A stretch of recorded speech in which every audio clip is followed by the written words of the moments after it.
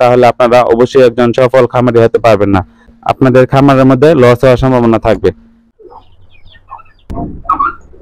আসসালামু আলাইকুম সম্মানিত ভিউয়ার্স, আপনারা যারা নতুন মুরগির খামার দিবেন ভাবতেছেন, আপনাদের উদ্দেশ্যে আজকের ভিডিওটি। এবং যারা পুরাতন খামারি ভাইরা আছেন, আপনাদের জন্য ভিডিওটি অনেক গুরুত্বপূর্ণ। আজকের ভিডিওটি সম্পূর্ণ দেখলে আপনারা মুরগির খামার কিভাবে শুরু করবেন এবং কিভাবে পরিচালনা করবেন সেই বিষয়ে জানতে পারবেন। এবং এই ভিডিওটা যদি সম্পূর্ণ দেখেন, আমি এটা বলতে পারি যে আপনারা অনেক কিছু শিখতে পারবেন। চলুন মূল ভিডিওটি শুরু করা যাক। আজকের ভিডিওতে আমি 4টি বিষয়ে আলোচনা করব। এই 4টি বিষয় যদি আপনাদের খামার দেওয়ার পূর্বে মাথায় থাকে, তাহলে আপনারা অবশ্যই সফল হবেন। একজন সফল খামারি হতে হলে এই 4টি দিকে অবশ্যই আপনাদের খেয়াল করতে হবে। 4টি বিষয় কি কি সেই বিষয়ে বলার পূর্বে আমি আপনাদেরকে একটি বিষয় বলে রাখি।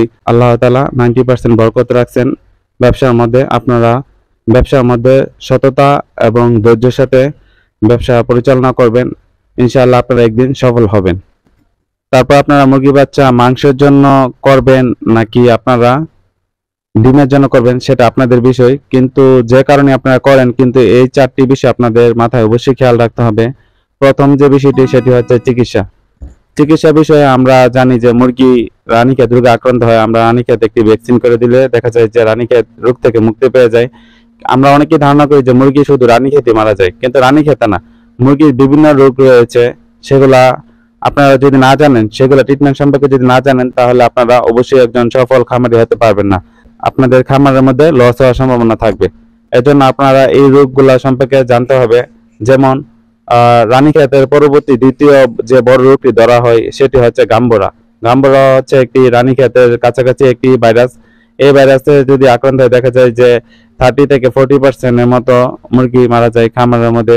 এছাড়া আরো এর চেয়ে বেশি ক্ষয়ক্ষতি হতে পারে যদি আপনারা সঠিক সময় ব্যবস্থা নিতে না পারেন।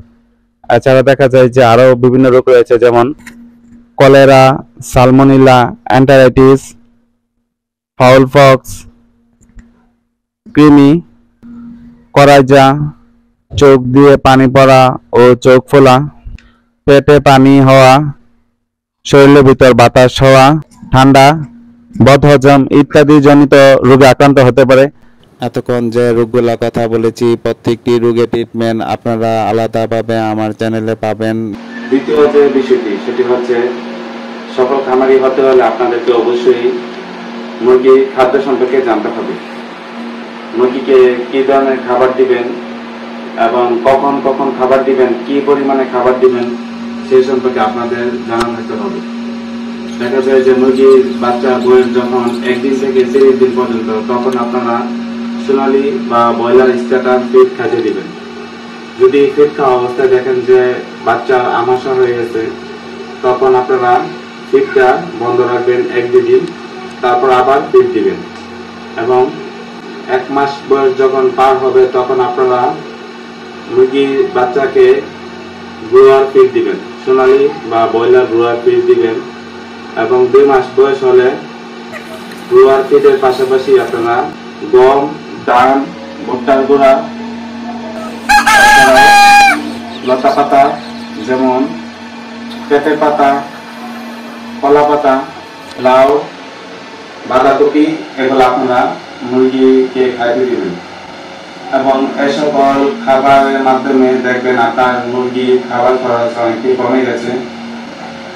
এবং খাবারের ক্ষেত্রে সবচেয়ে বেশি যে বিষয়টা ইম্পর্টেন্ট, সেটা হচ্ছে আপনি মুরগির খাবার পরিষ্কার পাত্রে দিবেন এবং পরিষ্কার খাবার দিবেন।